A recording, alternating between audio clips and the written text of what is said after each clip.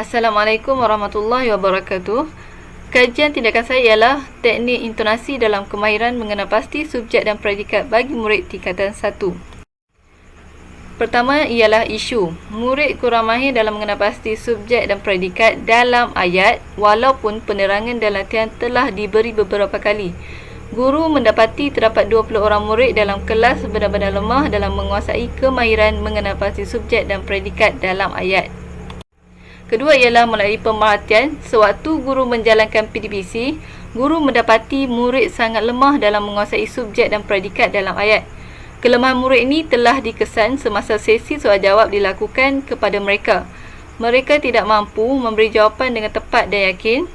Dan selain itu, murid juga tidak mampu mengenal pasti yang mana satu subjek dan yang mana satu predikat dalam sesuatu ayat walaupun penerangan telah diberikan kepada mereka.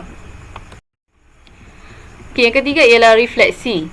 Sebelum teknik intonasi digunakan dalam PDPC, murid hanya mampu mengenal pasti subjek dan predikat secara rawak. Sebahagiannya sangat lemah dalam mengenal pasti subjek dan predikat.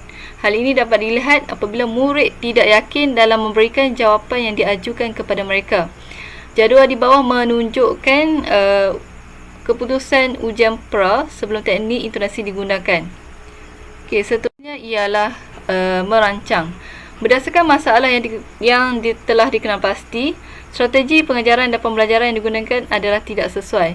Oleh itu, guru telah mengkaji dan membuat pembacaan terhadap kajian-kajian lepas. Guru telah melaksanakan PDPC seperti yang telah dirancang dengan menggunakan teknik intonasi. Yang kelima ialah melaksana. Guru telah memberi penerangan kepada murid mengenai teknik yang akan dilakukan dalam menguasai subjek dan predikat dalam ayat. Guru telah mengajar dan membimbing murid menggunakan intonasi dalam pembacaan. Teknik intonasi ini diajar beberapa kali sehingga murid mahir dalam menggunakannya. Setelah murid mahir dalam menggunakan teknik intonasi ini, guru telah membuat ujian dengan mengedarkan 10 soalan kepada murid.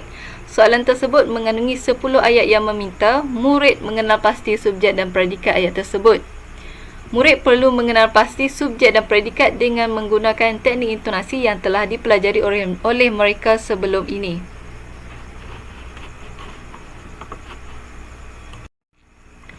Yang keenam ialah pemerhatian semula. Melalui hasil ujian yang dijalankan, guru mendapati penguasaan murid dalam mengenal pasti subjek dan predikat dalam ayat mengalami peningkatan. Hal ini menunjukkan bahawa teknik intonasi yang telah digunakan berkesan dalam mengatasi masalah tersebut. Jadual di bawah menunjukkan perbandingan keputusan ujian pra dan ujian pasca teknik intonasi. Sekali ialah refleksi semula. Melalui teknik intonasi yang digunakan, tahap penguasaan subjek dan predikat semakin meningkat dalam kalangan murid. Selain itu, teknik ini juga mampu meningkatkan kualiti teknik pembacaan dalam kalangan murid.